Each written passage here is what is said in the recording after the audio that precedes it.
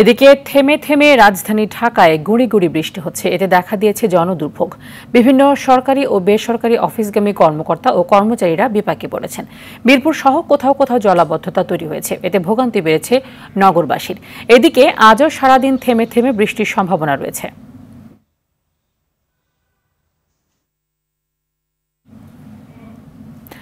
দর্শক, রাজধানী ঢাকার চিত্র জানাতে এবার সরাসরি আমাদের সাথে যুক্ত হচ্ছেন সহকর্মী সুফিয়ান ফারাবী। ফারাবী, আবহাওয়া এবং বন্যা পূর্বাভাস নিয়ে নতুন কোনো তথ্য জানিয়েছে কিনা আবহাওয়া অফিস, এবং রাজধানীতে কোন কোন এলাকায় জলাবদ্ধতা রয়েছে এবং যানজটের কি পরিস্থিতি দেখলেন?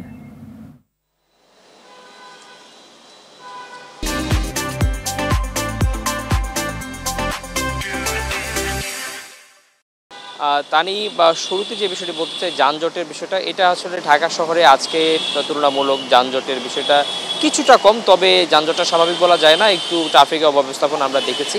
আর দ্বিতীয়ত যে বিষয়টা বলছিলেন যে আবহাওয়ার কোনো পূর্বাভাস রয়েছে কিনা, গতকাল আবহাওয়া অধিদপ্তর থেকে যে আসলে প্রজ্ঞাপনে জারি করা হয়েছিল যে আগামী 26 তারিখ পর্যন্ত বৃষ্টিপাতের এবং সম্ভাবনা রয়েছে, এবং ঢাকার বাংলাদেশের একটি বিভাগ তথা চট্টগ্রাম বিভাগে লক্ষ্মীপুর, ফেনী, কুমিল্লা, নোয়াখালী সহ ব্রাহ্মণবাড়িয়া এবং এই জাতীয় যে আশপাশের যে অঞ্চলগুলো রয়েছে সেখানে কিন্তু অতি ভারী বৃষ্টির সম্ভাবনা রয়েছে। তবে ঢাকা সহ ঢাকার যে আশপাশের এলাকাগুলো রয়েছে সেখানে কোনো ধরনের অতি ভারী বৃষ্টি বা খুব বড় বন্যা হওয়ার সম্ভাবনা এখন পর্যন্ত আবহাওয়া অফিস বা বন্যা পূর্বাভাস কেন্দ্র আমাদেরকে জানাতে পারেনি।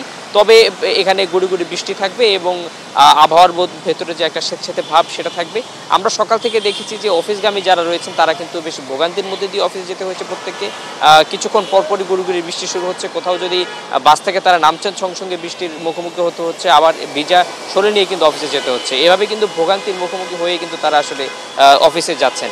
আর সর্বশেষ যে তথ্যটা আপনাকে জানাতে চাই যে এই আগামী আজকে দুপুর 12টায় কিন্তু যে বন্যার যে পরিস্থিতি সেটা কিন্তু আরেকটু খারাপ হতে পারে, অর্থাৎ বিপদসীমা অতিক্রম করতে পারে আজকে দুপুরের পর। তানি, রাজধানীর আগারগাঁও থেকে এই ছিল আমার কাছে থাকা সর্বশেষ তথ্য। ধন্যবাদ।